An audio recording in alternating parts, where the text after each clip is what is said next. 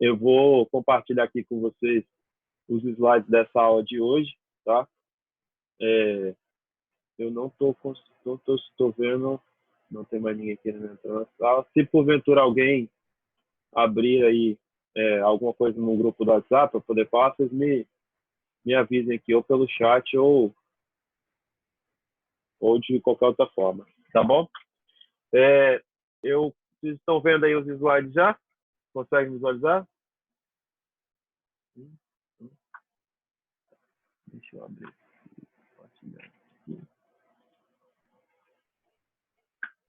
Ó, nessa aula de hoje, a gente vai acabar voltando no assunto que a gente já comentou em sala de aula da existência, né, que são os capacitores e indutores.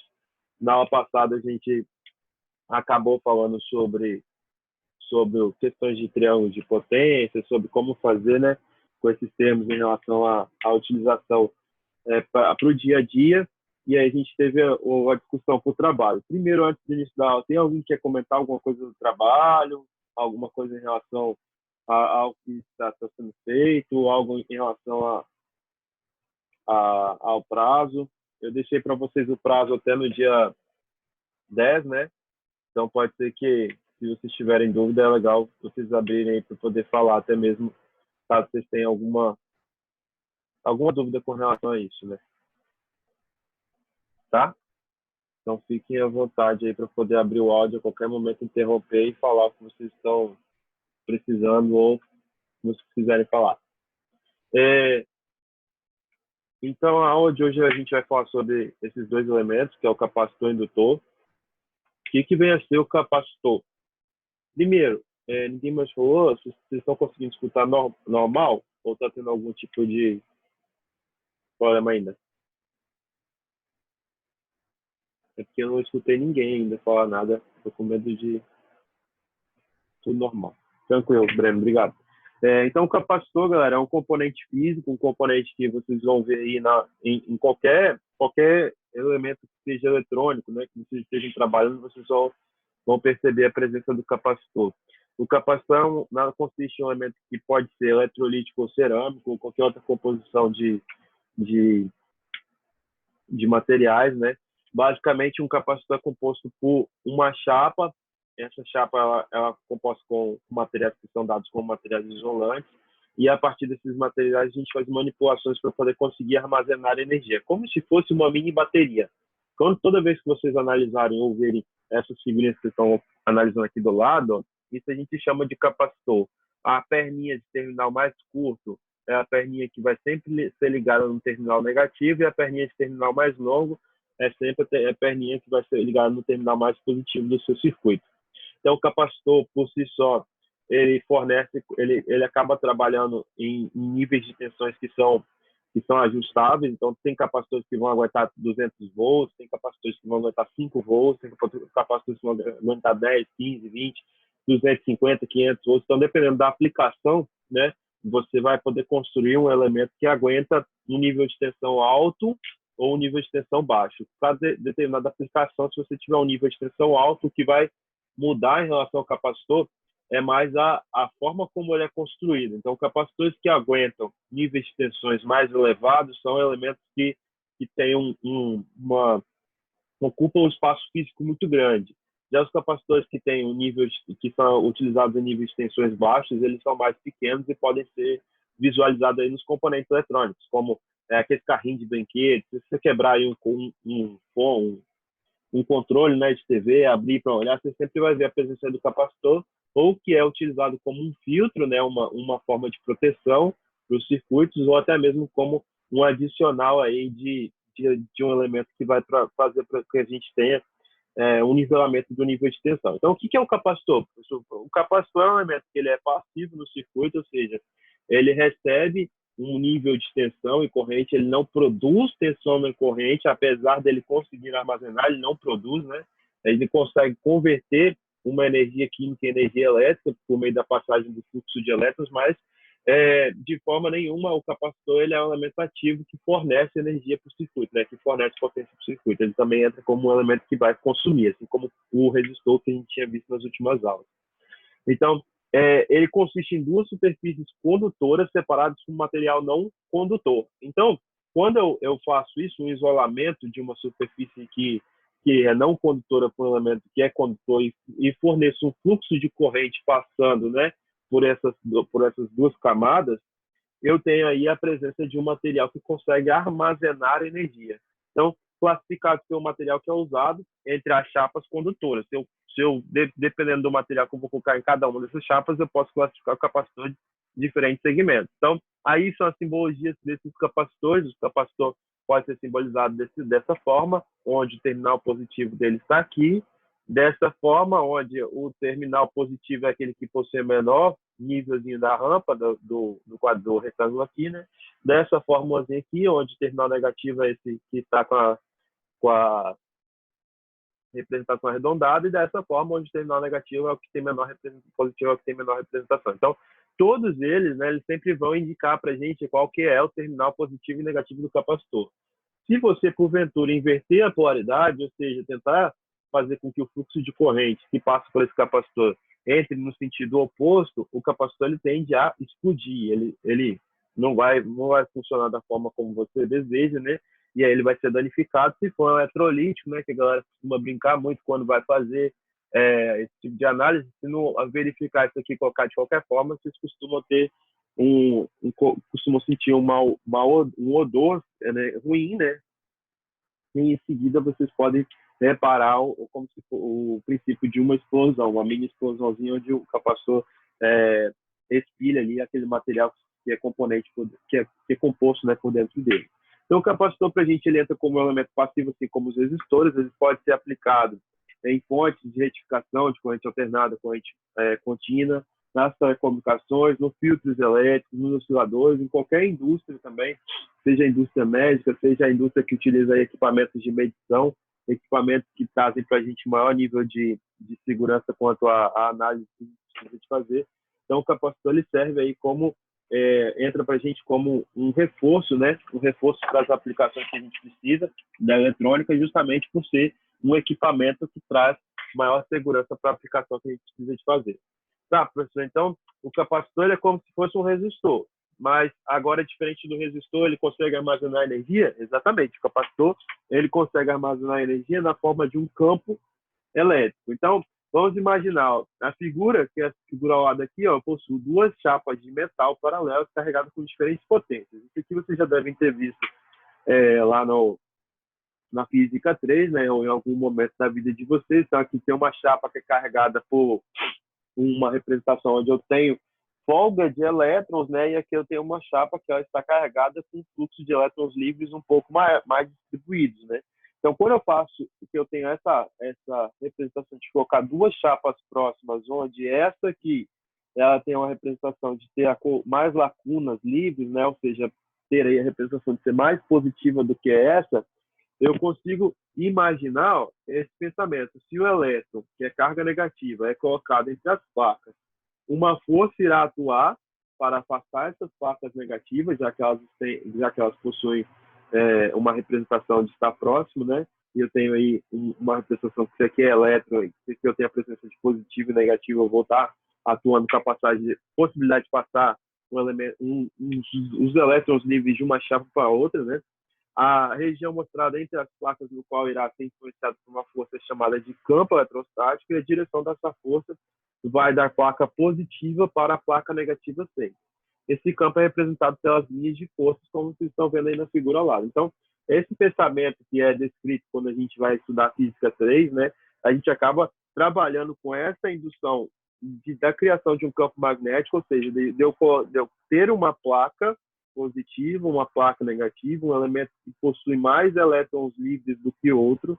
E quando eu coloco esses elementos de forma paralela, né, eu tenho uma força de indução entre esses elementos. Essa força de indução a gente já conseguia categorizar lá na Física 3, que falava lá, né, que essa força vai ser definida pela carga que eu tenho na chapa 1 vezes a carga que eu tenho na chapa 2 dividido pela distância ao quadrado entre essas chapas. Então, a definição do campo elétrico a gente já viu, a intensidade desse campo elétrico que a gente costumava chamar de tensão, né, que é aquilo que a gente já vê hoje em dia com mais com mais clareza e aplicação, a tensão, então, vai ser a diferença que eu vou ter dos níveis desses dois materiais, que são materiais aí dados pela chapa 1 e a chapa 2, né, que possuem cargas, respectivamente, 1 e 2, dividida aí pela distância que eu tenho entre esses dois elementos. Então, essa força que a gente categorizava aí como força de exerção do campo elétrico, simplesmente campo elétrico, né? Eu uso esse princípio de partir do pressuposto que eu tenho a formação de um campo elétrico por meio desses materiais, e aí, a partir dessa formação do campo elétrico, né, eu tenho aqui, ó, a definição de que essa chapa aqui, que é caracterizada por uma carga positiva, está distanciada dessa chapa aqui, que é categorizada como uma chapa, um material negativo. Essa chapa e essa chapa, elas são condutoras, né, são materiais bons condutores, mas entre essas duas placas eu tenho um material que ele é isolante. Então, é como se eu pegasse aí um material, uma chapa de metal, outra chapa de metal, e viesse aqui no meio e colocasse um material de porcelana, um material de cerâmica, um material que é isolante. Mas eu sei que, independente do material que eu vou colocar ali, que comumente é chamado de dielétrico, né, eu sei que vai existir uma força que vai fazer com que esses elétrons que estão deste lado aqui tendem a passar para o outro lado, que é este lado aqui com a carga negativa. Existe essa tendência, existe essa força saindo dessa chapa para essa chapa, como é categorizado aqui e indicado lá dos princípios que a gente já viu na física 3, que vai lá, a direção da força vai sempre da chapa positiva para a chapa negativa. Então, se eu tenho esse material, que é um material de baixa, que tem a alta circulação, permite a circulação de elétrons livres, ou seja, isso aqui não é um material isolante, isso aqui é um material condutor. E eu coloco uma chapa condutora também em paralelo a esse material separado por um dielétrico, ou seja, um material isolante, eu consigo determinar que existirá uma carga que será armazenada entre essas placas. Então, quando eu trabalho com isso, com a possibilidade de criar esse elemento a gente vai chamar de capacitor. Então, a definição de capacitância, vocês já viram também em algum momento, eu só estou citando aqui mais para a gente conseguir ter um nivelamento de todos em relação ao que seria esse elemento na prática, né? E aí, na prática, quando eu estou trabalhando com capacitor, se eu forneço o nível de tensão positivo para essa placa, o nível de tensão negativa para essa placa, né? Em relação, né, a esse ponto aqui é mais positivo do que esse ponto aqui, eu consigo aí determinar que eu vou conseguir armazenar cargas na forma de um campo elétrico. Então, o campo elétrico que a gente já tinha visto antes, que era composto aí pela definição mais básica e primordial da física 3, né, do eletromagnetismo, ele passa agora a ser utilizado aqui para a gente como uma base para eu construir um elemento da base dos circuitos elétricos, né? Um elemento da base dos componentes eletrônicos, um elemento da base dos materiais que a gente acaba trabalhando, tanto na eletrônica de potência, tanto na parte de potência, quando a gente tem que converter o fator de potência, até mesmo quando a gente precisa construir os menores filtros possíveis para a eletrônica. Então, a carga em si, que é armazenada pelo capacitor, é definida pela tensão, que eu estou associando a esse capacitor vezes o valor da capacitância, ou seja, a componente que vai medir, né, o quanto o capacitor consegue armazenar em representação de campo elétrico entre essas placas, dependendo da forma construtiva do material isolante que eu estou utilizando, né, dessa distância, eu consigo armazenar um nível de carga maior ou menor. E esse valor de representação de nível de carga a gente chama de capacitância, que é representada aqui por C. Então, a capacitância, se que é carga, é capacitância vezes tensão, eu posso falar que a capacitância é a carga armazenada dividida pela tensão, né? Justamente a quantidade de carga que eu consigo armazenar aqui pela tensão que me é fornecida a esse equipamento, né? Esse dispositivo.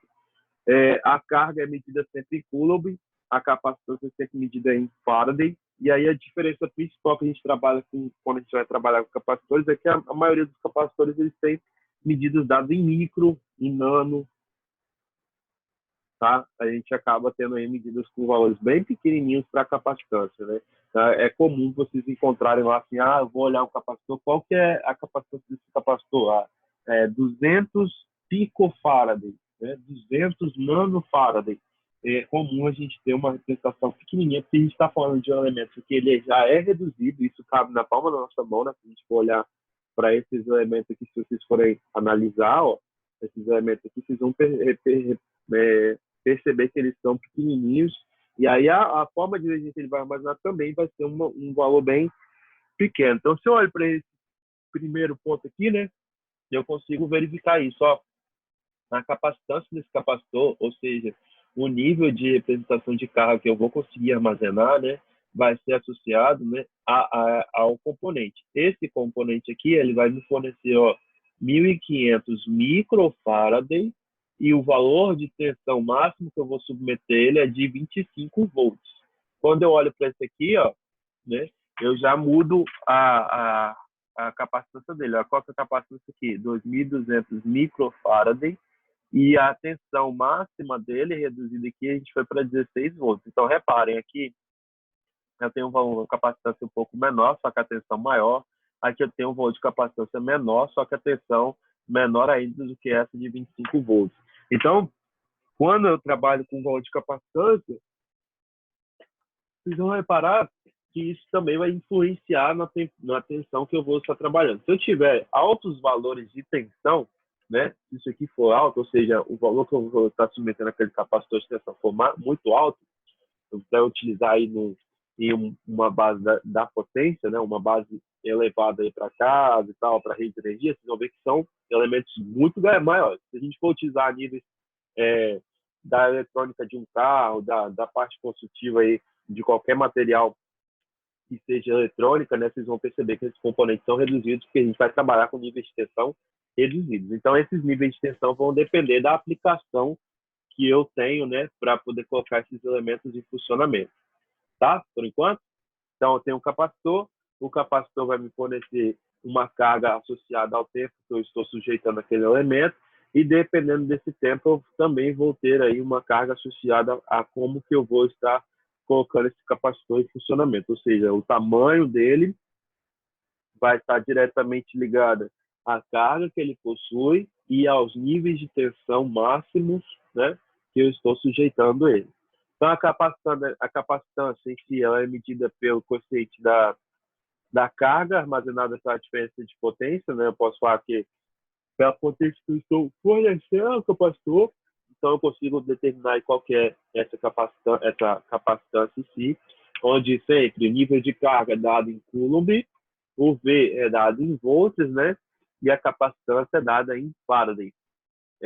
Então, a propriedade desses dispositivos tem de armazenar energia elétrica sob a forma de um campo elétrico, é chamada de capacitância, que resume tudo aqui que a gente está discutindo até agora. Tem um material, esse material isolante, né, revestido de dois materiais que são condutores, submeta um terminal desse material condutor à passagem de fluxo de tensão e o outro terminal a parte negativa da minha fonte, e em seguida eu coloco meu capacitor para funcionamento. Em contrapartida, se vocês observarem, muitas vezes, quando vocês estão na indústria, né, principalmente algumas aplicações que vocês podem ver na própria Vale, existem elementos que, quando sujeitados a níveis de tensão, eles formam o que a gente chama de capacitância parasita. Normalmente, quando eu estou trabalhando com material, dependendo do material que eu esteja trabalhando, eu posso formar um capacitor parasita sem saber que existe um capacitor parasita ali. Porque a forma construtiva dele, né, galera, não é algo difícil de se ver. Normalmente, eu posso ter essa formação onde eu tenho um material que é um material condutor, e aqui entre esse material condutor tem um material isolante. Às vezes a gente submete isso ao trabalhar com elementos próximos. Vamos imaginar, por exemplo, motores que são colocados próximos um do outro, e aí, por meio para poder separar, eu vou lá e coloco um material isolante, coloco uma fita lá para poder separar, alguma coisa assim, ou coloco uma chapa para poder fazer separação de algum material, e aquele material ele funciona como isolante. Às vezes a gente acaba construindo capacitores parasitas, né, em algumas circunstâncias, e essas circunstâncias podem trazer para a gente, né, situações inesperadas, porque se um capacitor ele armazena energia na forma de um campo magnético, em algum momento aquele campo magnético vai servir como direcionamento de energia para algum ambiente. Então, é legal a gente entender que o capacitor, além de ser uma ferramenta que pode ser construída a fim de levar,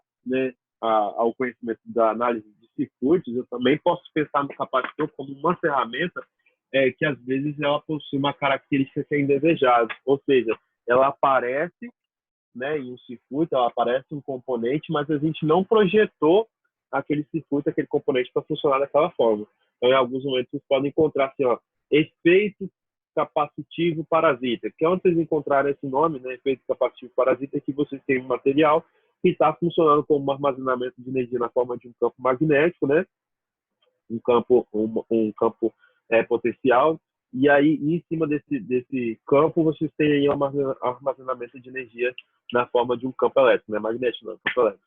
Então, um exemplo, se eu tenho aqui, ó, determine a diferença de potencial através de um capacitor de 4 microfarads, né, mas poder falar para vocês, ó, agora as unidades do capacitor, a gente vai trabalhar com elas e a gente vai verificar que elas são bem baixinhas, né, 4 microfarads é um valor muito pequenininho, quando carregado com 5 milicoulomb, né? Então, microfarad e milicoulomb.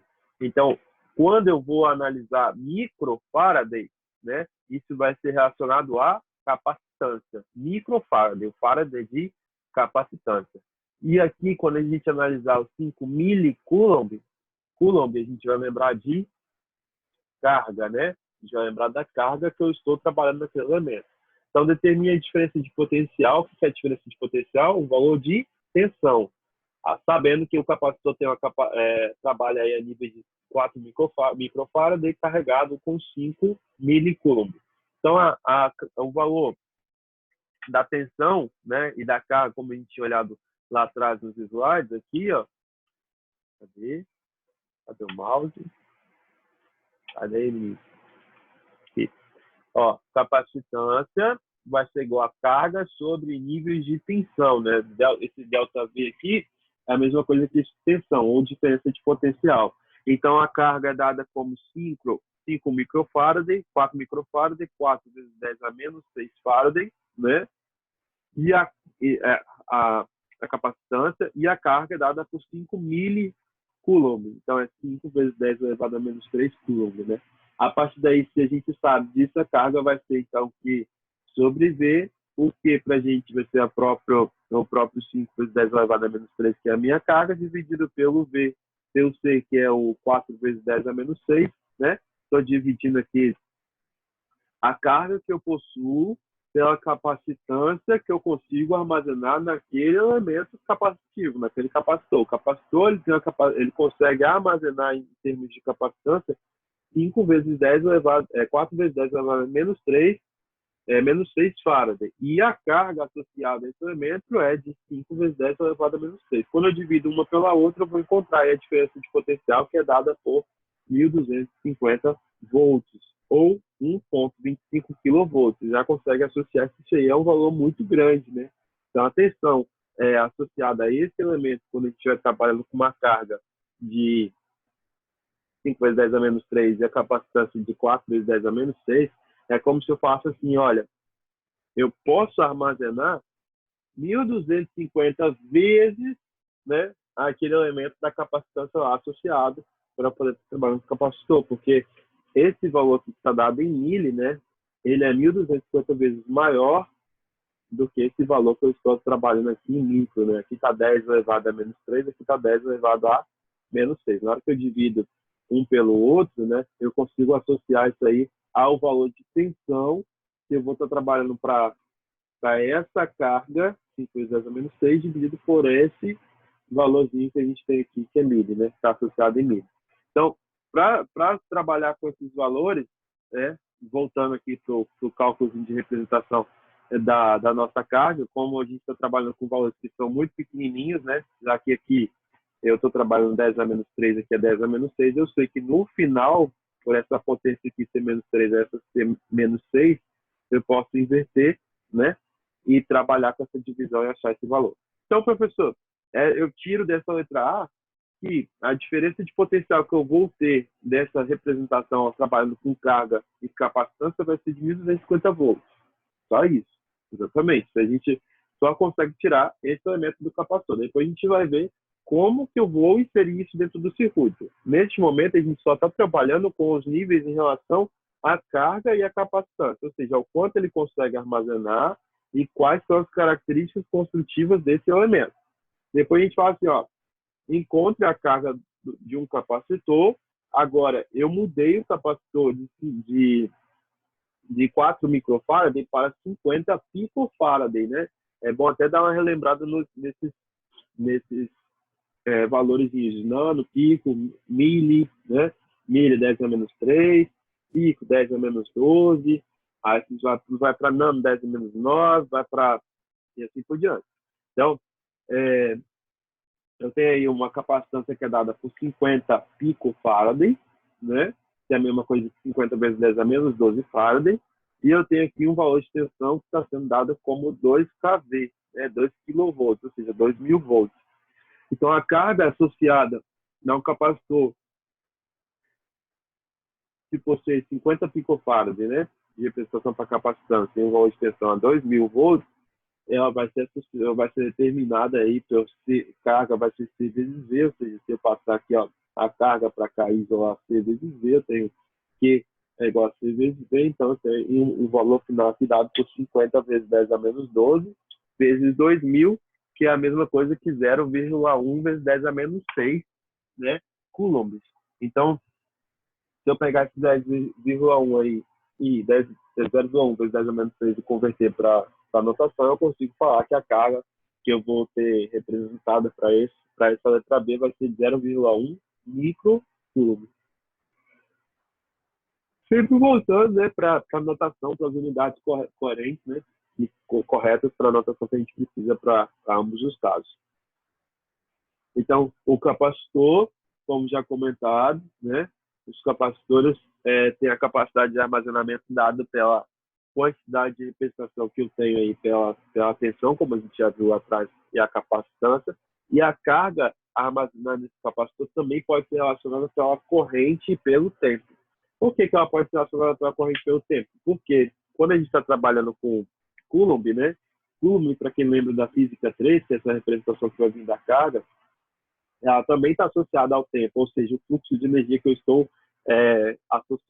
submetendo àquele elemento que eu estou tentando verificar os níveis de carga. Então, a carga aqui que é dada por I vezes T, né, é a mesma coisa que a quantidade de corrente que eu estou induzindo naquele capacitor vezes o tempo que ele fica associado àquela corrente. Então, se eu preciso de fazer essa representação não por tensão e por capacitância, eu posso determinar a carga em si pela corrente e pela capacitância do meu elemento. Então, a corrente aqui está sendo dada como 4 mA, que foi dada aqui no circuito, uma corrente de 4 mA foi com um capacitor descarregado de 20 microfarad, capacitância por 3 milissegundos, que seria a nossa quantidade de tempo que eu estou analisando, né?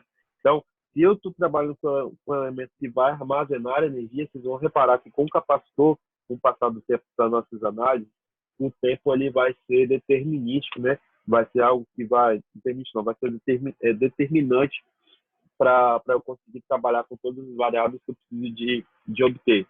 Então, ó, determine a diferença de potencial entre as placas. Se eu acho que se eu tenho tempo e eu tenho a corrente, eu consigo determinar a carga, né? Carga é igual a corrente vezes o tempo. Então, a carga vai ser 4 vezes 3 vezes 10 a menos 3, por causa do micro aqui dos segundos, né? E aí eu determino a carga. Se eu pegar essa carga e dividir pelo valor da capacitância dada aqui pelo capacitor, né? Está descarregado, a capacitância dele é de 20 microfarad. Então, se eu tenho a carga dividido pela capacitância, eu consigo encontrar aí esse valor de tensão que é dado aí por 600 volts. Então, esse valor também é importante. E aí, a corrente que flui pelo capacitor obtida pela relação da carga, na representação de carga e tensão. Então, carga para a gente vai ser capacitância vezes tensão. Se eu faço uma derivada aqui dos dois lados, ó, se eu aplico derivada dos dois lados para esse circuito, na hora de derivar esse lado aqui, dq e dt, vocês vão reparar que o C é constante, então, derivando aqui em relação ao tempo, eu tenho uma variação da carga em relação ao tempo, eu tenho uma variação de tensão em relação ao tempo, né? Então, eu posso falar aí que se eu trabalho com dQdt igual a CdVdt, a taxa de derivação, né, a taxa de variação em relação ao tempo da carga, né, se eu faço derivado de variação da carga em relação ao tempo, eu posso chamar isso de corrente. Né? Sempre quando eu estiver trabalhando com a taxa de variação da carga em relação ao tempo, isso aqui é a mesma coisa que corrente. dQdt é a mesma coisa que I. Então, a corrente que passa por um capacitor, ela também pode ser chamada como C, que é o nível da capacitância que eu estou trabalhando, vezes dV/dt. Ou seja, I é igual a C vezes a variação de tensão no meu capacitor. Por que a gente fala isso? Porque o capacitor ele vai armazenar energia na forma de tensão. Eu estou trabalhando sempre com o capacitor falando, olha, você tem uma chapa de metal que é conectada por meio de material isolante a uma outra chapa de metal, e em seguida você vai ter passagem do fluxo de elétrons de um ambiente para o outro, formando aí um dielétrico que vai armazenar energia. Mas o tempo todo, quando a gente está trabalhando com essa energia, a gente está sempre associando isso a uma diferença de potencial. A gente está associando isso a um valor de tensão, né? Então, o capacitor, ele é vinculado aos níveis de tensão. Por isso, quando eu falo aqui, ó, corrente, que é fornecida para o meu elemento, ou seja, a corrente do capacitor, vai ser o valor da capacitância que eu possuo, vezes a quantidade de energia que o capacitor ele é submetido, a variação de energia que ele é submetido. Então, sabendo que I é dQdt, eu posso substituir dQdt por I e chegar nessa primeira forma, que é a corrente igual a C dV/dt. Então, essa primeira fórmula aí de corrente, I igual a C dV/dt, né? Ela é muito importante porque em inúmeros casos a gente vai precisar utilizar ela para poder chegar nos níveis de corrente quando a gente vai trabalhando com nível de tensão. E, em contrapartida, se eu faço o processo inverso, né? Se eu pego aqui, ó, pego o I, faço cadê o mouse? Meu Deus, cadê o mouse? Mouse some aqui. Se eu pego o I aqui e agora passo o C para cá dividindo, eu vou ficar com o quê? I sobre C. E depois eu passo a integral dos dois lados, a integral da derivada vai dar tensão, né? Integral de dV/dt é a própria variável que vocês estão analisando. Então, eu vou ficar com tensão, é a mesma coisa que 1 sobre C, porque C é constante, sai na integral, vezes a integral da corrente. Então, eu posso expressar a corrente dessa forma, né? Corrente é C dV/dt, ou eu posso expressar a tensão de uma forma diferente. Tensão vai ser 1 sobre C, vezes a integral de I dt. Então, se eu tiver associado ao meu circuito com o valor da corrente, eu consigo chegar na tensão. Se eu estiver trabalhando com o valor da tensão, eu consigo chegar na corrente e vice-versa. Então, é bom a gente ter essa associação de níveis de tensão, níveis de corrente, porque quando a gente chegar na aplicação, isso vai ser muito útil, porque os níveis de tensão, os níveis de corrente que eu vou estar submetendo no meu capacitor, né, eles vão depender basicamente de como que a gente está associando esse elemento no capacitor. E cada associação que eu faço, eu carrego uma forma diferente de tensão e uma forma diferente de corrente, né? Eu posso estar submetendo o meu capacitor a um nível de tensão alto, né? Posso submeter ele a um nível de tensão baixo. Então, dependendo do nível de tensão, eu também vou carregar a representação para a corrente. Dependendo do nível da corrente, eu também vou carregar isso para a tensão. Saber as duas fórmulas é muito importante para a gente. Então, depois vocês podem até anotar isso aí como sendo as primeiras fórmulas aí do segundo trimestre que a gente vai estar trabalhando, né? O capacitor indutor agora vai ser um ponto muito forte para a gente conseguir entender direitinho tudo que a gente precisa daqui para frente. Aí você pode falar assim, tá, professor, mas olha só, quando a gente está trabalhando com capacitor e indutor, né, eu posso colocar ele no meu circuito e imaginar, então, que se eu tenho um capacitor e se eu tenho um indutor, esses capacitores e esses indutores, eles podem ser simplificados na forma de um elemento equivalente, né, na forma de um sistema equivalente. Assim como o resistor não tinha vários elementos que estavam associados em série paralelo, e aí eu fazia cálculos, em cima desses cálculos eu ia lá e eu conseguia obter um elemento que seria o resistor equivalente para o meu circuito? Sim. No capacitor também a gente vai poder fazer isso. No capacitor também tem capacitores que estão associados em série, e eu consigo calcular um elemento que seria a capacitância equivalente substituir todos os meus capacitores que estão em paralelo por um único capacitor que vai ter o mesmo significado. E eu também poderia fazer, né, em relação a isso, com elementos que estão em série. Então, os elementos que estão em série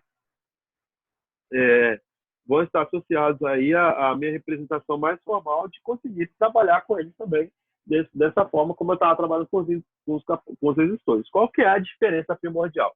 Vamos olhar aqui para o capacitor, né? O capacitor, se eu estou trabalhando com ele, eu posso falar que a capacitância equivalente de um circuito que é dada aí por capacitores em si, eu posso pegar cada elemento dos capacitores que estão em paralelo e fazer o cálculo da capacitância resultante, né? A capacitância final aqui. O que seria diferente dos resistores eu conseguir fazer essa capacitância equivalente? A capacitância equivalente, quando a gente está trabalhando com resistores em paralelo, é diferente dos resistores. Em paralelo, eu vou somar todas as capacitâncias. Se eu estivesse trabalhando com resistor, eu já sabia o que eu fazia nesse sentido aí, né? Se eu estivesse trabalhando com resistor, bastava eu pegar o meu elemento do resistor lá, né, e chegar na resposta. Então, a primeira forma que eu tenho para o capacitor são essas duas aqui, né?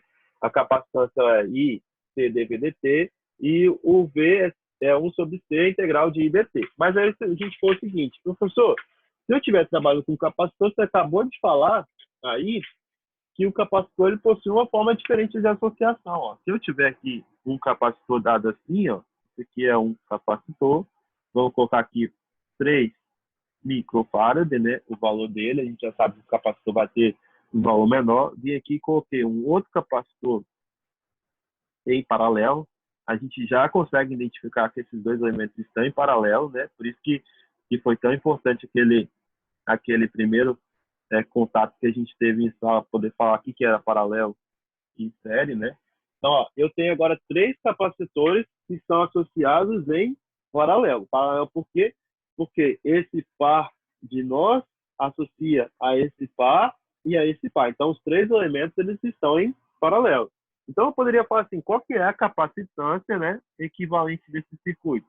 A capacitância equivalente desse circuito vai ser eu somar 3 mais 3 mais 3 e obter aí 9 microfarads.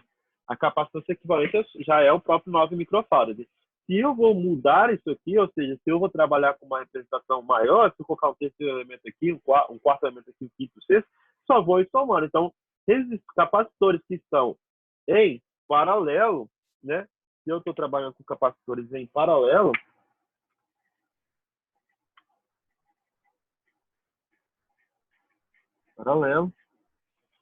eu vou somar C1 com C2 mais C3 mais 100. Fazer uma soma direta, não precisa de fazer nenhum cálculo de fazer que nem a gente tinha lá com os resistores em paralelo. Os capacitores em paralelo funcionam como se fossem os resistores em série, tá? Então, capacitâncias em paralelo, para eu achar a capacitância equivalente, basta eu pegar e somar todos esses elementos, que é o que está dizendo aqui em cima, né? Que é o que está aqui, né, nesse primeiro tópico. Ó, se a gente vai trabalhando com capacitores em paralelo, você vai fazer o somatório do primeiro capacitor até o último e ir lá e somar todos esses capacitores, né, todos os valores de capacitores que vocês possuem. Em contrapartida, se eu estiver agora trabalhando com elementos que são dados aí, ó, por elementos de série, ou seja, coloquei esses capacitores em série, aí vai mudar um pouquinho. Porque quando eu vou mudar essa representação do capacitância, né, em si, eu vou ter uma representação diferente da em paralelo. Por quê? Pensa o seguinte, vamos olhar para o cálculo que está destrinchado aqui. Ó. Corrente total é igual a corrente 1 mais a corrente 2 mais a corrente 3 mais até a corrente N, que são as correntes que vão para os capacitores, correto? A gente viu que a corrente é a mesma coisa que C dVdt. Então, a gente sabe que se aqui eu tenho uma fonte de corrente que a corrente ela vai se dividir, vai vir uma corrente para cá, uma corrente para cá, uma corrente para cá, uma corrente para cá. Todas elas possuem a mesma tensão, que elas estão em paralelo. Né? Então, todos os capacitores eles possuem a mesma tensão. Então, se o nível de tensão deles, ó, essa corrente 1 é C1, que é a capacitância desse capacitor, vezes dVdt. Corrente 2, C2, deveria ter. C3, deveria ter, C4 até Cn. Só que a tensão desses elementos, como eles estão em paralelo, é sempre a mesma. Então, a tensão aqui é igual a tensão aqui, é igual a tensão aqui, é igual a tensão aqui. Então, eu posso vir aqui e colocar isso aqui em evidência. Então, a corrente, né, vai ser a soma de todas as capacitâncias vezes o valor da tensão. Então, quando eu estou trabalhando com eles em paralelo, como eles estão armazenando energia na forma de tensão e capacitores em paralelo possuem a mesma tensão, assim como os resistores também, né? Mas aqui, ó, como eles possuem a mesma tensão e eles armazenam energia na forma de tensão, o que vai mudar não é a tensão, é quem? É a carga, ó, a capacitância que eles possuem. Então, a capacitância 1 mais a capacitância 2 mais a capacitância N é aquilo que ele vai estar, de fato, fornecendo para o circuito. Então, a capacitância é equivalente a somar todas as capacitâncias. Agora, em contrapartida, vamos olhar para cá. Ó, olhando para cá agora, com esses elementos que estão em série, né, aqui agora, eu posso falar o seguinte: quando eu estou trabalhando com os capacitores em série, eu sei que os níveis de tensão deles são o quê? Diferentes. Os níveis de tensão para os capacitores em série são diferentes, né? Então, a representação da tensão que vou estar associando para cada elemento, como está em série, vai depender basicamente da capacitância.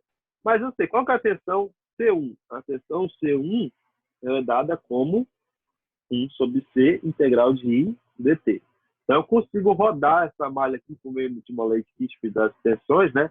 E rodar a malha no nível de tensão. Aqui, como eu estava trabalhando com corrente, capacitância em paralelo, eu podia utilizar aqui um LKC, né? Lei de Kirchhoff das correntes. Eu via que correntes que chegam, que é 10 e saem para cada margem. Então, quando eles estão em paralelo, eu conseguia fazer isso. Agora, em série, a lei que eu consigo aplicar é a da tensão. Então, eu vou rodar aqui. Então, eu rodei o nível da tensão V, né, associado à carga, vai ser 1 sobre C, vezes a corrente, 1 sobre C, 2 vezes a corrente, vezes sobre C, 3 vezes a corrente, até Cn. Né? Só que em série, eu possuo sempre o quê? A mesma corrente. Em série aqui, eu possuo a mesma corrente, quer dizer que a corrente que passa aqui é a mesma daqui, que é a mesma daqui, que é a mesma daqui. Então, se cada elemento aqui possui a mesma corrente, e a corrente, ó, a corrente, ela é determinada aqui de fato para poder trazer o valor da tensão, eu posso falar que essa corrente aqui é igual a essa, que é igual a essa, então essa integral aqui é igual a essa, que é igual a essa, que é igual a essa. Então, pode colocar a evidência? Pode. Só que quando você coloca a evidência, a soma das capacitâncias não vai ficar C1, C2, C3, C4, Cn. Vai ficar 1 sobre Cn, mais 1 sobre C2, mais 1 sobre C3, até infinito. Então, quando eu estou trabalhando em paralelo, as capacitâncias desses elementos, elas funcionam como os resistores em série. Eu somo as capacitâncias normal. Quando eu estou trabalhando com as capacitâncias em série, as capacitâncias vão funcionar como se fossem os resistores em paralelo. Então, ó, e agora eu tenho aqui um capacitor aqui, em série com um capacitor aqui, em série com um capacitor aqui. Esse aqui, vou colocar aqui que é de 30 microfarad, esse 30 microfarad e esse aqui 30 microfarad. O resultado, né, da capacitância final vai ser um único resistor, que a gente sabe, né, como eles estão aqui em série, vai funcionar como se fossem resistores em paralelo. Se a gente tivesse 3 resistores em paralelo, bastava pegar e dividir por 3 ali, porque os 3 têm o mesmo valor. Então dá 10 microfarads. Se a gente tem aqui agora, ó, só 2 resistores, dois capacitores, um capacitor aqui e um capacitor aqui, onde esse capacitor aqui é de 8 microfarads e esse daqui é um capacitor de 4 microfarads, a capacitância equivalente desses dois vai ser o quê? Ó, capacitância equivalente, então vai ser a mesma coisa do resistor equivalente, né? Eu vou pegar o primeiro capacitor, multiplicar pelo segundo capacitor e dividir pela soma dos dois capacitores, porque é igual, é como se fosse a resistência equivalente, só que agora é a capacitância equivalente. Então, se o primeiro é 8 e o segundo é 4, a capacitância equivalente que a gente vai ter vai ser 8 microfarads vezes 4 microfarads dividido por 8 mais 4 microfarads. Então, a capacitância equivalente nesse caso, para esses dois capacitores, vai ser 8 vezes 4, 32 microfarads, dividido por 12 microfarads. 32 dividido por 12, eu não sei de cabeça. 32 dividido por 12, vai me fornecer aí 2,66 microfarads. Né? Então, se eu quisesse expressar esses dois capacitores aqui como um único capacitor, eu poderia falar que a capacitância equivalente desse circuito, né, seria a mesma coisa do que se eu expressar um único capacitorzinho assim, e esse único capacitor seria dado como 2,66 microfarads. Então, vocês podem fazer essa analogia agora, né, a como que eu estaria trabalhando se eu tivesse os resistores, fica quietinho, papel.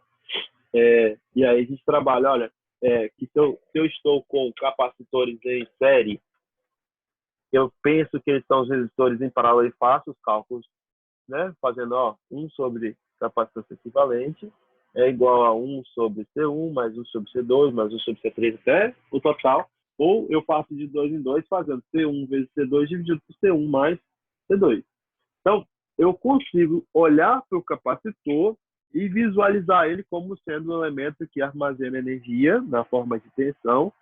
E aí, em contrapartida, eu chego a um ponto bem importante para eu fazer a análise. Né? Se eu consigo armazenar energia na forma de tensão e associo esses elementos em série, né, eles vão funcionar aí como se fossem os resistores em paralelo. Para o cálculo, né, eu faço C1, 1 sobre C1 igual a 1 sobre a resistência equivalente, ou vezes 1 sobre a capacitância equivalente, seria todos os elementos possíveis de capacitores que eu tenho.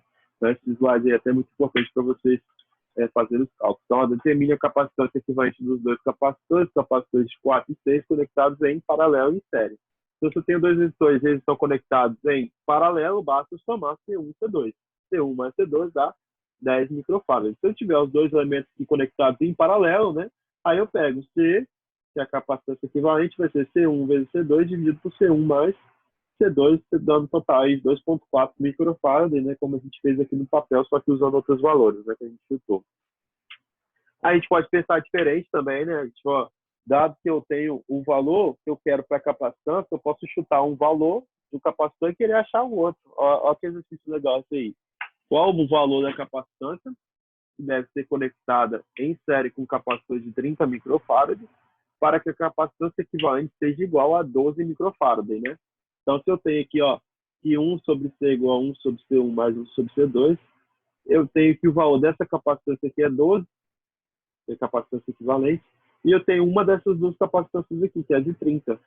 Então, a conta final a gente já sabe, né? A conta final eu já sei. Eu consigo determinar como que eu iria fazer. Só pegar e substituir. Eu posso pegar esse C1 e jogar para cá, depois tirar MC, multiplicar e achar o valor C2. O que seria C2, então? C vezes C1 dividido por C1 menos C. Se vocês quiserem fazer na mão, da forma como vocês já estão acostumados com os resistores, né? Vocês poderiam fazer assim, eu tenho dois capacitores, fazer analogia direto, né? Eu tenho dois capacitores, um capacitorzinho que eu quero encontrar, que a gente vai chamar aqui de C1, e o outro que a gente vai chamar de C2, eu já tenho o valor dele. Qual que é o valor desse C2? Ele vale 12. Então, esses dois capacitores, quando associados em paralelo, eles me resultam em um capacitor único. Não é em paralelo, não é em série. Estou falando besteira. Qual valor que deve ser conectado em série? Então, troquei as mãos aqui. É aqui e aqui. Eu pego esses dois capacitores aqui. Um vale 30 e o outro vale C2. Aí eu sei que o resultado dos dois em série é um único capacitor dado por 12. Aí a pergunta é, né? Qual que é o valor dessa resistência da capacitância 1, C1? Eu vou ficar trocando direto a resistência ainda para ainda estou na matéria passada, corrigindo os trabalhos. Então, ó, quando eu olho para cá e para cá, eu falo o quê? O que é o C equivalente? O que é o cálculo do C equivalente? A capacitância equivalente é C1 vezes C2 dividido por C1 mais C2. Esse aqui é o cálculo que a gente tem. Eu tenho quem é esse equivalente, eu tenho quem que é C1. Então, é só vir aqui agora, né, para esse cálculo, é só eu pegar isso aqui agora e substituir. Quem que é C equivalente? O C equivalente é 12. Então, eu vou ter que 12 é igual a C1, que é 30, vezes C2, dividido por C1, que também é 30. Depois a gente coloca o micro, né? Tá tudo em micro. Mais C2. E agora eu venho aqui e isolo o valor do C2. Multiplico isso aqui. Então, eu tenho aqui 30, 12 vezes 30 mais C2 é igual a 30 C2. 12 vezes 30 vai ser 360. 360 mais 12 C2 igual a 30 C2. Se eu isolar isso aqui, eu vou ficar com 30 menos 12, vai dar 18, né? 18 C2 igual a 360. Então, C2 é a mesma coisa que 360 dividido por 18, né? Eu sei que 18 vezes 2 dá 36, então 360 dividido por 18 vai me dar 18 vezes dá 20, né? C2 vai dar 20. Aí eu lembro da unidade que eu estou trabalhando, quanto? Microfarad. Então, se eu pegar um capacitor de 20 microfarad, né, que está aqui, se eu pegar um capacitor de 20 microfarad e colocar ele em série com um capacitor de 30 microfarad, e se eu vier aqui e falar que isso aqui é 20, eu vou encontrar um capacitor de 12 microfarad, né? É isso que o exercício pergunta aí. Qual que é o valor da capacitância que deve ser colocada em série com um capacitor de 30 para que a capacitância equivalente seja 12 microfarads? Eu sei que a capacitância equivalente é C1 vezes C2 dividido por C1 mais C2. Capacitância equivalente é 12, que ele já me forneceu. C1 eu chamei de 30 e C2 está aqui. Aí eu encontro qual que é o valor que eu preciso de colocar aí para de fato encontrar o valor de C2, né? Isolar C2 e fazer esses cálculos para chegar no objetivo que eu preciso. Que é justamente o que está aí, né? 20 microfarads aqui no final. Contra aqui no final, 20 microfarads. Então, para o capacitor, tem uma outra continha que a gente vai colocar aqui na nossa base, né? Que a gente chama de energia. Essa energia que é armazenada no capacitor, que a gente comumente chama de E, de energia mesmo, ou WC, é a mesma coisa que FE, né? Vocês vão chamar isso aí de 1 sobre 2 vezes o valor do capacitor vezes a tensão ao quadrado. A energia armazenada pelo capacitor é dada por meio CV ao quadrado. Então, se eu faço esse cálculo, né, meio de CV ao quadrado, eu consigo encontrar qual que é a energia armazenada no capacitor por meio do valor da tensão que ele está associado e da capacitância que ele possui. A capacitância é uma característica intrínseca do capacitor, né? Uma característica que vem lá de fábrica dele. E aí, se eu tenho essa capacitância, né, se eu conseguir encontrar qual que é essa capacitância, eu já tenho todo o resto que eu preciso, né? Eu não preciso de fazer nada a não ser, de fato, encontrar qual seria essa representação do capacitor. A Bárbara pediu para entrar aqui. O outro aluno falou que não está conseguindo, deixa eu ver quem é. Não.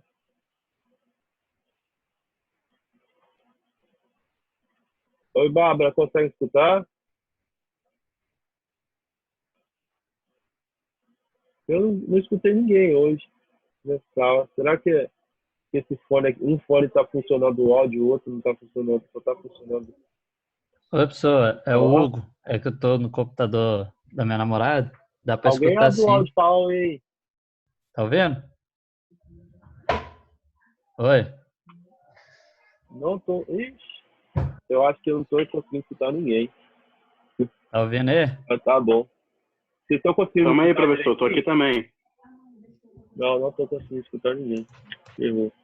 Um áudio meu, um microfone meu tá funcionando para falar e o outro eu tô falando para escutar. Deixa eu ver se eu consigo fazer uma gambiarra aqui, colocar um para poder escutar e o outro para poder falar.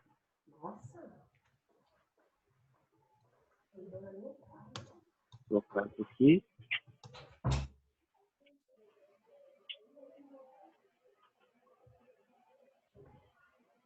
Dá para te ouvir, mas você não está ouvindo. Oi?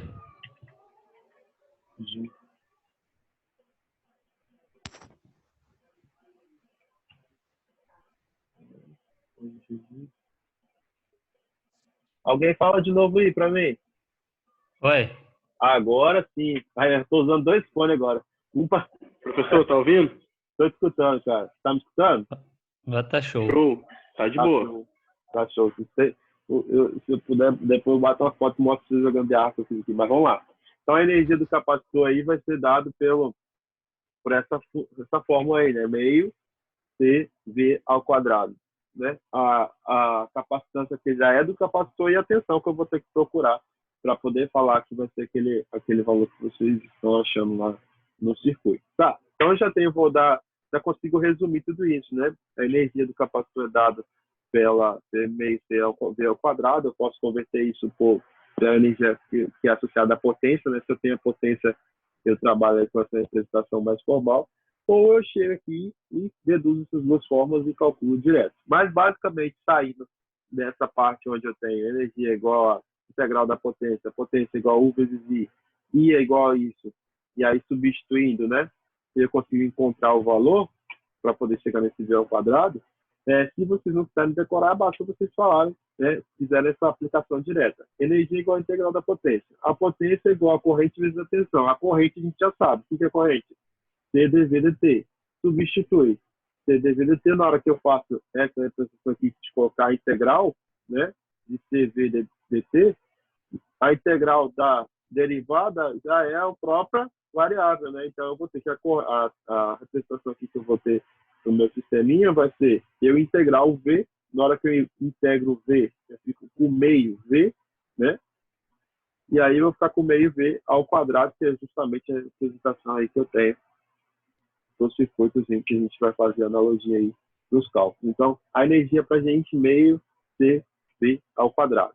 Determina a energia armazenada no capacitor de 3 microfarads, quando conectado a 400 volts, enquanto também a potência média de energia dissipada em 10 microsegundos. Então, ó, a energia armazenada no capacitor é meio CV ao quadrado, meio vezes a capacitância vezes a tensão. Então, já acho aqui que a energia, né, armazenada que é dada em joules, né, vai ser de 0,24 joules. A potência, então, que eu preciso de determinar aí, se eu tenho a energia, eu sei que energia é potência sobre tempo, né, daquele último slide a gente viu isso, que é quando eu trabalho com energia, a única diferença que eu vou ter de energia para potência é que a energia vai ser a quantidade de potência pelo tempo, né? Se eu quero agora ao contrário, se eu quero a potência, basta eu pegar a energia e dividir pelo tempo.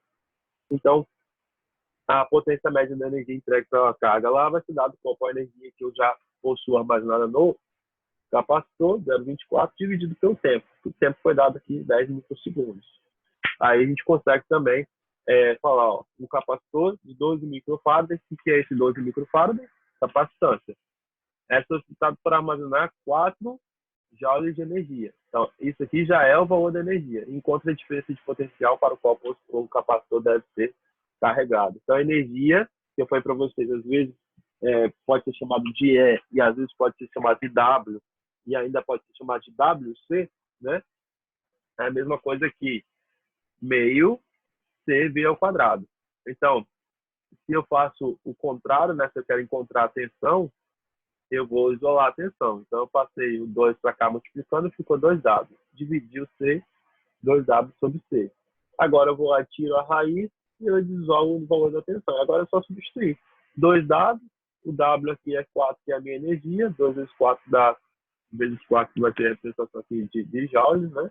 Dividido por C. Só que o C está 10 a menos 6. Eu posso subir esse 10 a menos 6 para cima, fica 2 vezes vezes 10 elevado a 6, e eu posso simplificar em cima e embaixo. Se eu simplificar em cima e embaixo por 4, né, esse 4 some, e esse 12 vira 3. Então vai ficar 2/3 vezes 10 elevado a 6. Dividido, eu tenho aí 816 volts. Né? Mais prático aí para hoje. Eu já peguei esses dados lá do solucionário justamente para poder facilitar e fluir a aula, né? Deixar alguns exercícios para vocês olharem também nos slides, mas depois, se porventura vocês precisarem de alguma coisa com relação a isso, eu posso mandar um vídeo explicando na mão cada um desses exercícios, ou a gente pode debater na própria próxima aula, né? Sobre as dúvidas que vocês tiveram quando vocês olharem esses slides aí sozinhos depois, né? Para poder refazer. O ideal é que vocês peguem esses exercícios aqui dos slides, que estão nos slides, para vocês refazerem e ver se vocês estão acompanhando direitinho. Tá, então eu tenho aí a representação de energia do capacitor, eu consigo trabalhar com essa energia do capacitor, e aí, trabalhando com essa energia do capacitor, eu falo assim, olha, o capacitor, na prática, né, quando a gente vai para a representação, eu posso ter capacitores de ar variável, posso ter a representação aí para um capacitor de mica, posso ter o capacitor de papel, de cerâmica, de plástico, de óxido de titânio, os capacitores, até mesmo os capacitores eletrolíticos. Então, para cada representação que eu tenho, né, eu vou ter um capacitor diferente de acordo com os níveis de tensão e corrente. É claro, se eu estou falando aí, ó, se eu vou submeter um elemento a uns níveis de tensão altos, eu vou ter que ter materiais de isolantes, né, mais seguros para poder colocar esse elemento em funcionamento. Se eu tenho elementos mais baixos, aí eu consigo trabalhar com materiais que têm um nível de segurança um pouco mais reduzido. Isso vai depender muito do nível de tensão e do nível de corrente que eu estou submetendo esses elementos, para a gente não ficar perdido aí quanto à aplicação direta desses capacitores no dia a dia, tá? Então, falando de capacitor e da analogia que eu tenho para esses elementos, eu posso falar que a gente consegue chegar nesse elemento, nesse tópico aqui, ó. A gente sai do resistor, onde esse resistor de fato vai trazer para a gente o elemento passivo, que dissipa energia. Aí eu vou ter os capacitores que a gente acabou de ver, né, que estão esses aqui do lado, e a gente vai ter um segundo elemento que a gente vai chamar de indutor. Aí o indutor, ele funciona de uma forma diferente do capacitor. O indutor é um elemento que, assim como o capacitor, ele é um elemento linear passivo, ou seja, ele também está no circuito como um elemento que vai dissipar energia, né? Então, ele vai armazenar energia, então está de certa forma puxando do circuito alguma fonte de armazenamento e armazenando isso dentro dos seus componentes, né? E aí, ó, eu consigo falar que tanto capacitor quanto energia podem armazenar energia, tanto capacitor quanto capacitor podem armazenar energia, e depois de um tempo, eu consigo falar que os dois vão submeter esse fluxo de energia para outro circuito. Os resistores, eles são invariantes no tempo, porque os resistores, a gente já viu, eles só dissipam potência e não armazenam energia. Já os capacitores e indutores, eles variam de acordo com o tempo. Dependendo do tempo, ele vai funcionar de uma forma, e dependendo do outro, ele vai funcionar de uma outra forma. Vamos lá, então, é o seguinte, galera. Olha só. O capacitor é como se fosse uma bateriazinha, né? A gente já falou. Ele tem um nível de tensão que ele carrega. Se eu falo isso aqui para vocês, ó. Um pensamento mais direto.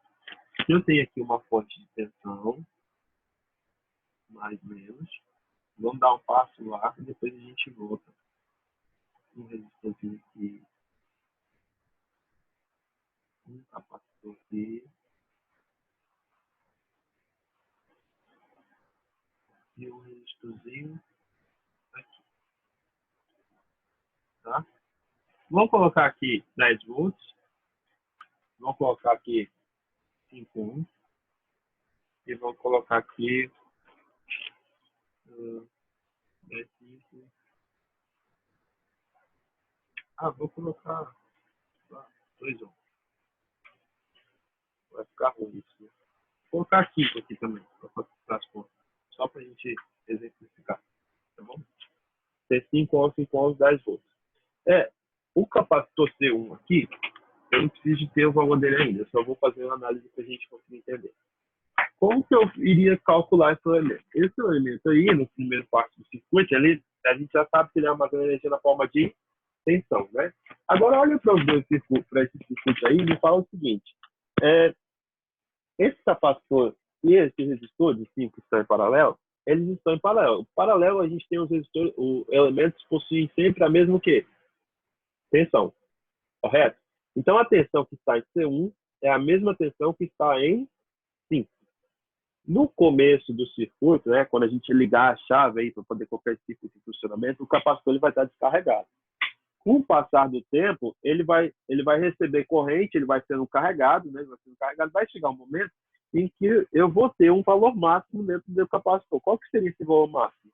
O valor máximo do capacitor aqui seria o valor que eu vou ter para os níveis de tensão do resistor, né? Porque eles não estão em paralelo, então não tem como eu ter um valor diferente disso. Mas qual que é a tensão em cima desse resistor? Ah, não sei. Desse jeito aí que tá, não sei. Mas se porventura eu falar com vocês assim, ó, do jeito que tá, vocês não sabem, né? Mas olha para cá. E aqui, vocês sabem falar qual que é a tensão no resistor? Ó, ficar mais menos, né? Um resistor de 5 e um outro resistor de 5. Se aqui tem 5 ohms e aqui tem 5 ohms, né? E aqui é 10 volts, qual que é a tensão em cima desse resistor de 5 volts aqui? Aqui. Qual que vale ver aqui? E obrigatoriamente tem que valer? Alguém chuta aí? 5 volts, né? Obrigatoriamente a tensão em cima do resistor de 5 ohms tem que ter 5 volts. Eu só olhar para explicar. Por que tem que ter 5 volts? Porque, ó, soma esses dois aqui, dá 10. 10 dividido por 10 dá 1. A corrente é 1. Então, a corrente passa aqui é 1 vezes 5, 5 volts, e aqui 1 vezes 5, 5 volts. Então, a tensão em cima desse resistor é de 5 volts. Aí você fala assim, tá, professor, mas eu coloquei o capacitor no nosso circuito.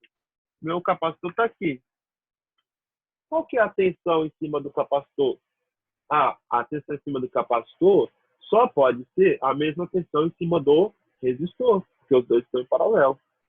Então, se a tensão em cima do capacitor é a mesma do resistor, quer dizer que aqui tem 5 volts e aqui vai ter 5 volts? Exatamente. Ó, o capacitor, ele vai armazenar 5 volts. Na hora que tiver armazenado lá entre os 5 volts, que é a tensão que está sendo submetida lá em paralelo, ele vai fazer o quê? Ele vai parar de armazenar energia. Ele não consegue armazenar mais, por quê? Porque ele está em série em paralelo com esse elemento aqui. Vai bloquear. Os níveis de corrente que vão descer para cá, vão passar a vir para o resistor e ele vai ficar todo carregado. Ele não vai ter como carregar mais. Então, quando o capacitor estiver carregado no meu circuito, ele vai funcionar como se ele não estivesse ali. Porque ele já está carregado. Eu tenho 5 volts aqui, 5 volts aqui. Se porventura acontecer alguma pane no sistema, e aí aqui falhar, ó, deu uma falha aqui, por exemplo, o fio foi ali, foi cortado, aqui que esse capacitor vai fazer? Olha, ele está carregado por 5 volts. Ele vai tentar manter entre esses terminais aqui 5 volts, que é a energia que ele possui. Então ele vai fazer o que? Ele vai distribuir essa energia para esse resistor por um período de tempo. Então o capacitor, ele é carregado no circuito.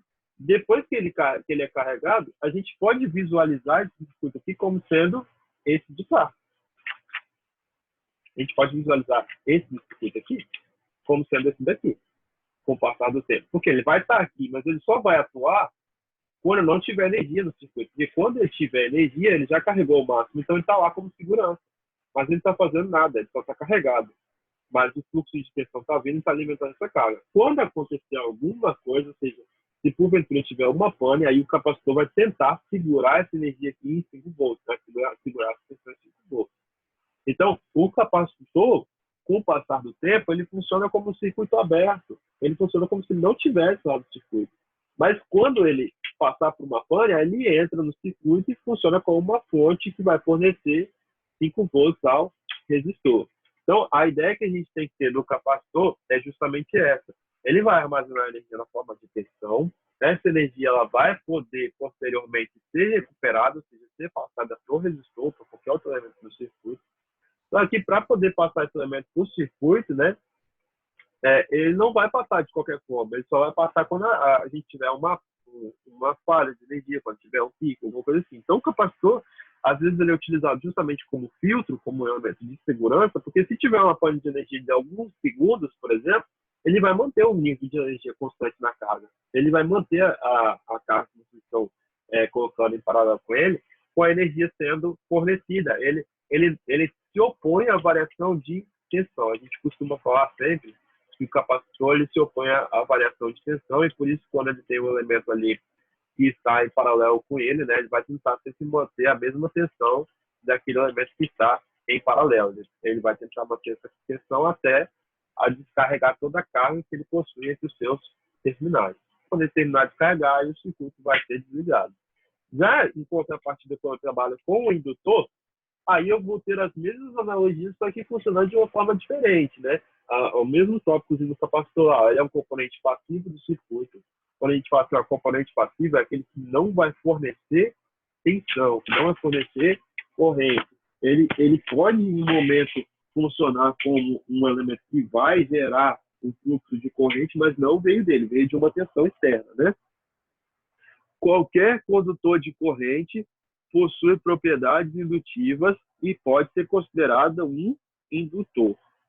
Então, por exemplo, se eu pegar um fio de cobre, dependendo da forma como eu estiver trabalhando com esse cobre, ele pode ser considerado um indutor. Dependendo da forma como eu vou analisar esse elemento, ele pode ser considerado como um indutor. Então, para aumentar o efeito indutivo, o indutor é usado na prática, normalmente construído como bobinas cilíndricas, com várias espiras em volta de um fio. A gente costuma ver essas bobinas em vários lugares, vários circuitos eletrônicos também, e essas bobinas aí são os nossos indutores que a gente vai estar vendo a partir de agora. O funcionamento desses indutores permite que ele faça o mesmo princípio da representação do capacitor, só que agora, ao invés de armazenar energia na forma de tensão, ele vai gerar um fluxo de energia na forma de uma corrente. Então, a tensão do indutor, ela não vai variar em representação a um outro elemento que não seja corrente. Tensão do indutor é igual a L dI dt. A representação aqui que eu vou estar trabalhando como fluxo de elementos para o indutor, ele permite a gente fazer isso, E o indutor, a tensão do indutor é L dI dt. No capacitor, né, o valor que eu tinha lá para a tensão era na forma de uma integral. No indutor, o valor que eu vou ter para a tensão, que é chamada de tensão VL, ou tensão do indutor, é o valor da indutância vezes a corrente, né, pelo tempo, né? Ou seja, dI dt, que é a variação da corrente pelo tempo que você está submetendo aquele circuito. Então, a relação do indutor em contrapartida do capacitor é parecida, só que agora inverte. Onde eu tinha tensão, vai ser corrente do capacitor do indutor, onde eu tinha corrente, vai ser tensão do indutor. Então, a tensão no indutor é L dI dt, e a corrente no indutor, ou seja, IL, vai ser 1 sobre L, a integral de V dt. Essas duas formas, né, vão resumir aí os níveis de tensão e os níveis de corrente no indutor. Aí você pode falar assim comigo, professor, mas qual que é a diferença, então, de eu estou trabalhando com indutor e de eu estou trabalhando com capacitor de forma contínua? O indutor, ele vai armazenar energia na forma de corrente. O capacitor, ele vai armazenar energia na forma de tensão. Se sofrer algum tipo de pane no circuito, o indutor ele será capaz de fornecer para o circuito um valor de corrente. Se sofrer alguma pane no circuito, o capacitor vai ser capaz de fornecer energia para o circuito na forma de tensão. Então, essa representação do capacitor e do indutor, ela é digna, só que quando a gente vai agora calcular os indutores que estão em série ou paralelo, vocês vão ver que é um pouco diferente. Lá do capacitor, que a gente tinha falado, é o oposto do resistor. Agora, para o indutor, olha só, o indutor, quando eu estou trabalhando com a representação do indutor, eu sei que elementos que estão em série possuem a mesma corrente, né? Eu sei que o valor da corrente aqui para a gente vai ser dado aí como L dI dt. O valor da tensão do indutor vai ser dado como L dI dt, como a gente viu aqui, né? L dI dt. Então, a tensão desses elementos do indutor vai ser L dI dt, L2 dI dt, L3 dI dt, L dI dt. Jogo a tensão, se eu coloco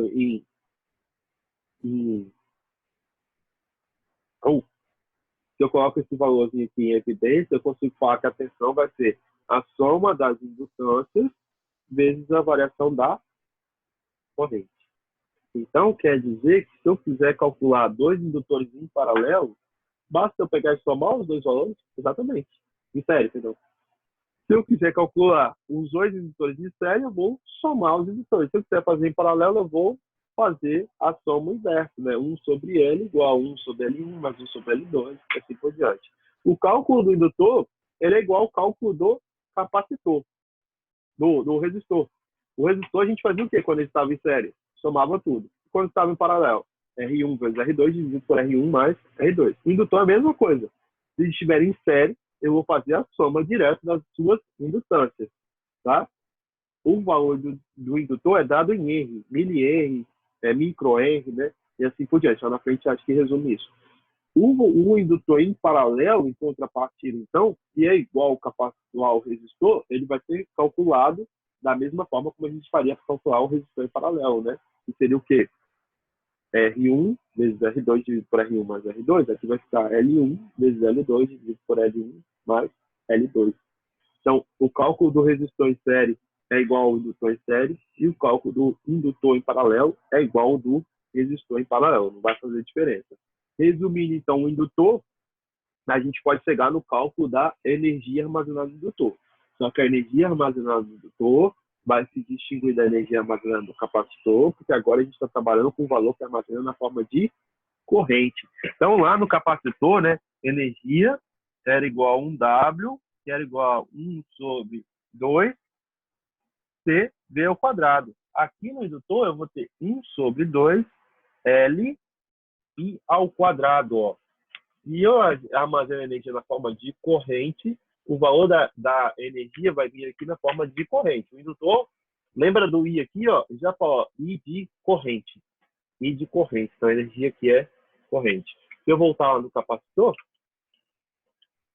a energia armazenada no capacitor na forma de tensão. Então, meio C, V ao quadrado. Agora, quando eu vou para o indutor, meio L I ao quadrado. O que é L? L vai ser a representação da quantidade de elementos que eu consigo armazenar no meu indutor, ou seja, da carga que eu consigo armazenar no indutor. O indutor, ele é sempre medido em R, como é aqui, ó, esse H maiúsculo que está aqui. O indutor de 8 R tem uma corrente de 3 amperes fluindo por ele. Quanto de energia é armazenada no campo magnético do indutor? A energia é a mesma coisa que W, né? L I ao quadrado. Então, quando eu vou calcular isso, basta eu pegar 1 sobre 2 vezes o L vezes o I ao quadrado, que vai dar esses 36 joules aí que a gente vê nessa representação. Então, abaixo tem um cálculo parecido, né? Só que agora só pede para poder achar o L, mas não precisa de fazer essa abordagem com representação do número de espiras, né? Eu até tirei isso de vocês ter. Quando a gente precisa de olhar para o indutor, a gente precisa de ter o conhecimento da fórmula da potência, né? Que é essa daqui, fórmula da potência, da energia, e saber calcular quando ele está em série, quando ele está em paralelo, assim por diante. Tem um exercício aqui na frente, né? Eu já vou mostrar para vocês, mas se esses elementos estiverem em série, a gente vai somar a representação deles total, né? Ou se eu tiver L1, L2, L3 até LN, vai somar L1 mais L2 mais até LN. Se eu tiver com eles em paralelo, eu vou fazer a associação, como a gente já tinha visto lá nos resistores, né? Aí fica legal essa questão aqui, né? Onde a gente mistura as duas coisas. Olha que legal, estou misturando o indutor, o capacitor e o resistor. Começa a dar um nó na cabeça da gente, né? Falando desse jeito. Então, eu vou mostrar para vocês a resolução desse exercício, tá? E vou falar agora com vocês um outro tópico. É o seguinte, o indutor, eu vi então que ele vai armazenar energia na forma de corrente. Mas existem circunstâncias, por exemplo, como essa, que eu não sei qual é a corrente que passa por ali, por exemplo, aquele valor de L.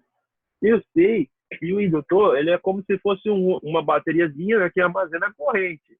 Mas o valor que eu vou estar calculando aqui é o valor que passa pelo resistor de 5 ohms. Quando eu olho para cá, ó, qual que é essa tensão associada a esse elemento aqui? Essa tensão aqui associada a VC, né?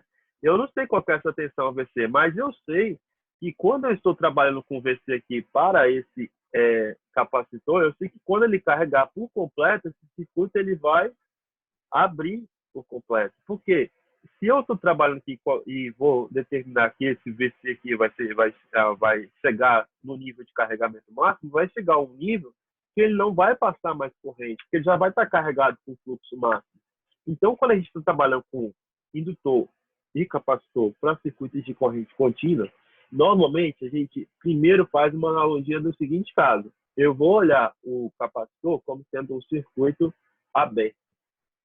Eu vou abrir o circuito do capacitor, onde eu tenho o capacitor, e vou deixar ele aberto. E aí eu vou encontrar qual que é a tensão que eu tenho para aquele valor do circuito. E depois eu vou fazer a mesma coisa com o indutor, só que com o indutor eu vou ter um circuito que vai virar um curto-circuito. Então, os capacitores, a gente imagina sempre como sendo circuito aberto, e os indutores como curto-circuito. Então, olha só o que acontece. Olha, eu posso chegar em todo o circuito que eu tiver e fazer justamente isso que vocês estão vendo nos slides aí do lado. Ó.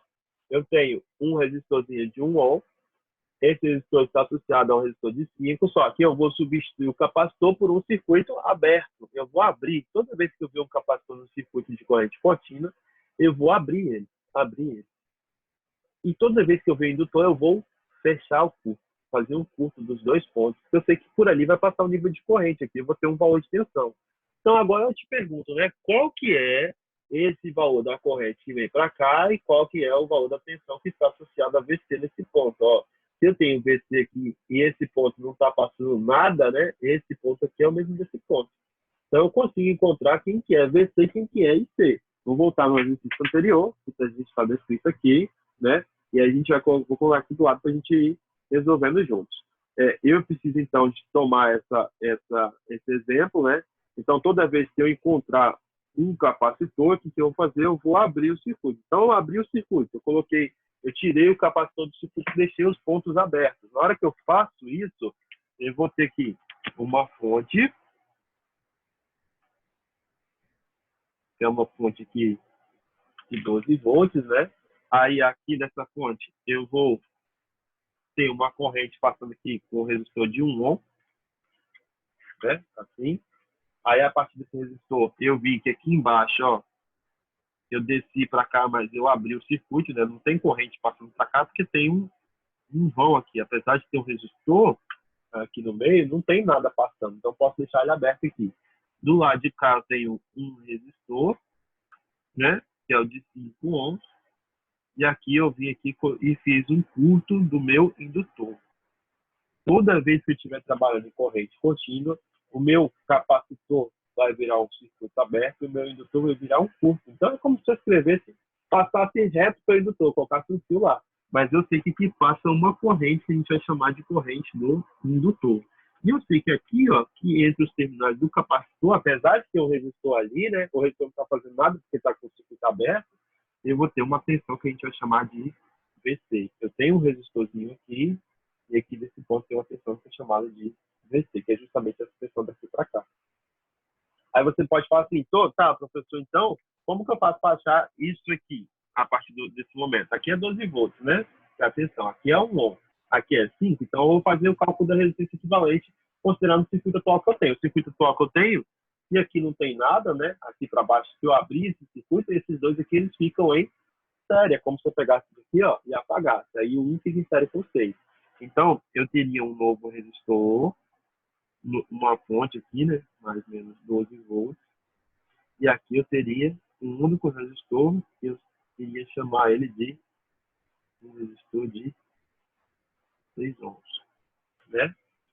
Então, 12 volts, 6 ohms. Aí você fala, qual é a corrente que sai da fonte, então? A corrente que sai da fonte é pegar 12 dividido por 6. 12 dividido por 6 dá 2 amperes, né? Essa aqui é a corrente. Então, a corrente que sai da fonte é essa.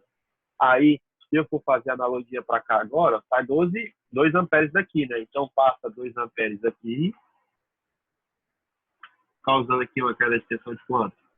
2 vezes 1, 2 volts. E esses mesmos 2 amperes vêm para cá e causam uma queda de tensão aqui, que é de 5 vezes 2, 10 volts. Aí você fala, olha, professor, se aqui está aberto e aqui eu tenho 10 volts, né? Atenção, a diferença de potencial daqui, nesse ponto, para cá, só pode ser 10 volts, né? Porque eu tenho um ponto aqui, aqui eu não tenho mais nada, então é como se eu tivesse um único resistor nesse lado aqui que causou a queda de tensão de 10 volts. Então, a tensão em cima do capacitor, como ele aqui está em paralelo, né, ó, eu posso imaginar que aqui não tem nada, é como se o resistor estivesse aqui. Né, eu poderia reescrever isso aqui com o resistor aqui do lado. Então, a tensão VC, como ele está em paralelo, seria a mesma tensão, que é de quanto? 10. Então, a tensão no capacitor é de 10 volts. E a corrente no indutor? A corrente no indutor é essa corrente L. Quanto é a corrente no indutor? A corrente, quando eu tiro esse circuito aqui, ó, ela fica a mesma coisa. Ela vem 2 amperes para cá, passa 2 amperes aqui, 2 amperes aqui. Então, IL é igual a 2 amperes. Se IL é igual a 2 amperes, né, e eu tenho o valor aí do que eu preciso, né, calcular, agora eu venho e falo, ó, IL é igual a 2 amperes, a tensão do capacitor é igual a 10 volts, então você calcula qual que é a energia do capacitor, meio C ao quadrado. Meio CV ao quadrado é a energia do capacitor, 60 joules. Qual que é a energia do indutor? Meio L I ao quadrado. Então, meio L I ao quadrado, 4 joules. Achei a energia dos dois casos e consigo considerar, tenho a consideração de chegando a esse resultado. Então, olhando para esse sentido, sempre que eu estiver trabalhando com o capacitor, ele vai ser considerado como um circuito aberto, eu vou abrir ele no circuito e vou calcular normalmente, e toda vez que eu tiver indutor, ele vai ser considerado como um curto-circuito. Encontrei o indutor, faço um curto-circuito, encontrei o capacitor, coloco um circuito aberto para a gente conseguir fazer. Nesse caso, calcule a energia armazenada no indutor e no capacitor. Novamente, isso aí, a partir de agora, eu só vou pincelar com vocês, para vocês tentarem fazer fazer em casa, né? E aí depois eu solto um vídeo, então na próxima aula a gente... Ô, professor, pode falar, Douglas. Poderia voltar lá no outro exercício, rapidinho? Uhum. Você acabou de fazer? Esse aí. Sim. Esse aí. Tem como eu inverter a polaridade aí do capacitor? Sei lá, Não. colocar ele de cabeça para baixo aí? Se você colocar ele de cabeça para baixo, vai acontecer o que a gente falou analisar. Não, se você colocar ele de cabeça para baixo, você vai estar trocando a polaridade dele com a fonte, né? E aí você vai tentar armazenar energia no sentido reverso, ele vai explodir. Ele vai ser danificado, né? Se for eletrolítico, ele vai explodir de vez. Entendeu? Caralho. Aí ele não estaria exercendo nada no circuito. Mas, sim, se trocar a polaridade, acontece isso. Agora, se você colocar ele em paralelo, dependendo da forma como você colocar, aí você pode ajustar, né, a fonte que você tiver. Desse jeito a gente não consegue, porque tem o resistor de 4 que está em série com ele ali, né? Eu não iria conseguir trocar direto. Tá bom? Professor, outra coisa. Você falou que se tiver o capacitor, é como se tivesse aberto o circuito. Mas o que acontece? Não é que ele fica aberto, é porque pensa o seguinte, ele é um macaco que ele vai receber corrente até ele ser carregado. Então ele vai carregar com valor de tensão. Ele vai ficar lá nas extremidades armazenando até chegar no valor máximo. Quando chegar no valor máximo, o que vai acontecer? Ele não vai receber mais corrente, ele vai bloquear, porque ele não pode carregar mais do que aquilo. Então ele vai ter uma tensão máxima. Na hora que ele chegar na tensão máxima dele, né? Quando ele está em série, ele vai carregar com a tensão máxima. Se ele chegar na tensão máxima dele ali, que é a tensão que é relacionada ao circuito como todo, ele vai bloquear a passagem da corrente. Na hora que ele bloqueia a passagem da corrente, que ele já está carregado, né? O que acontece? Ele vira um circuito aberto. Então não tem mais corrente passando para cá. Ele abre o circuito porque ele não vai carregar mais. Se não vai carregar mais, ó, ele vira um material. É como se eu tivesse um material isolante, ele não é formado com material isolante no meio. É como se eu colocasse aqui uma chapa isolante falando, agora não vai mais passar corrente. Então, não vai mais passar corrente. Aí a energia fica armazenada. Esse 4, aqui, esse resistor de 4 ohms, ele fica inutilizado, porque apesar dele estar ali, ele não vai ter um fluxo de corrente passando por aqui. Apesar dele estar aqui, quando chegar aqui, a corrente vai voltar. Então, eu não vou ter representação de corrente para cá. E aí, a tensão que eu vou analisar é a tensão daqui para cá, porque não tem nada aqui. Aqui está bloqueado. E aí, quando ele está bloqueado, toda a corrente que flui da fonte vai tentar passar isso daqui, não vai conseguir, o que ela vai fazer? Vai passar adiante. Então, ela vai fazer só esse caminho aqui, esse percurso. Em contrapartida, o indutor, que é esse daqui, ó, aqui, ele armazena energia na forma de corrente. Então, vai chegar um momento em que não vai ter como ter tensão em cima desse indutor. Por quê? Qual que é a única forma de eu ter tensão máxima, tensão nula, né? Qual que seria a única forma de eu ter tensão nula? Eu tenho um curto. A tensão no curto é muito pequenininha, a ponto da corrente ser máxima. Então, ó, no indutor, eu vou ter corrente máxima, tensão zero. Corrente máxima, tensão zero, o que é isso? Um curto. No capacitor, eu vou ter tensão máxima, corrente zero. Qual que é a única forma de eu não ter corrente passando por um fio? Eu ir lá e cortar o fio. Cortar o fio e falar assim, opa, não vai passar corrente. Agora eu tenho certeza que não vai passar corrente. Então, o pensamento de falar assim, ó, abrir circuito, é falar exatamente isso. Quando eu estou trabalhando com um capacitor, eu vou ter a tensão máxima no ramo ali, fornecida pelo capacitor, e a corrente mínima, a corrente nula. A única forma de eu ter a corrente nula vai ser eu pegar e cortar o circuito, abrir os dois fios e falar, não vai passar mais corrente. É isso que acontece com o capacitor. E a única forma do indutor armazenar energia na forma de corrente, né, quando a gente estiver trabalhando com o circuito com o passar do tempo, vai ser ele virar um curto-circuito, ou seja, aqui não tem tensão, né, e aqui vira toda a corrente passando por esse zero. Como se a gente olhasse para o fio, a gente já fala isso naturalmente, né? Eu olho para o resistor, se eu tivesse dois resistores em série, eu não considero o fio para calcular tensão, só considero os resistores. O fio a gente fala que ele é desprezível, tem tensão desprezível. Então, a mesma coisa aqui, ó. Eu considero tensão desprezível em contrapartida. Se a tensão é desprezível, toda a corrente que passa por aqui vai passar por aqui também. Então, tem a corrente máxima. Entendeu? Qual que é a ideia?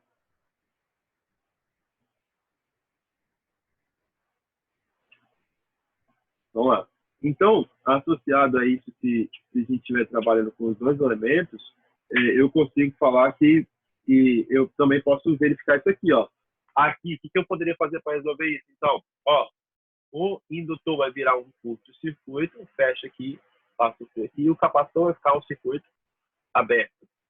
Aí, quando eu olho para cá, qual que é a tensão que vai ficar nesse capacitor? É a mesma tensão em cima do 1, né? Apesar de estar com o circuito aberto, vai ser a mesma tensão.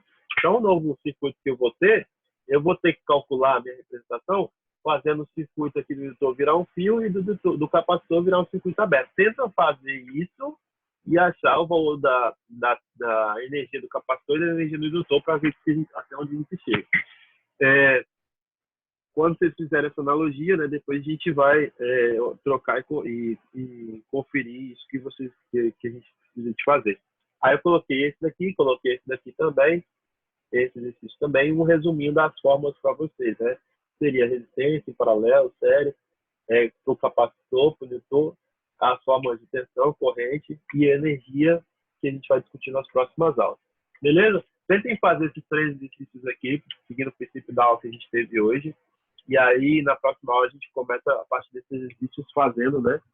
Corrigindo eles e a gente vai conversando lá pelo grupo. Tá bom, galera? Eu dou agora 7h50, então não vai dar nem tempo da gente conversar muito a respeito disso. Mas a gente vai fluir a partir daqui. As dúvidas que vocês tiverem lá do trabalho, vocês podem postar no grupo. Se precisar, a gente marca um horário aí no final de semana para conversar. Mas, basicamente, o que eu tinha a passar para vocês é olhar o capacitor e o indutor agora, que a gente vai começar a trabalhar com eles, fazer esses exercícios e depois eu vou postar uma listinha para a gente começar a ver como esses elementos funcionam de fato. Beleza? Mestre, a aula gravada vai estar no YouTube seu, né? Rapaz, eu espero que sim. Eu coloquei aqui para gravar. Se não der nenhum erro, vai estar assim. Tá bom? Mas beleza, eu vou postar valeu. os slides lá. Valeu, galera. Boa Esse noite. O material está postado, professor? Esse slide eu coloco lá para Isso. vocês hoje à noite. Valeu, valeu. Não, valeu, abraço. Valeu. Até mais.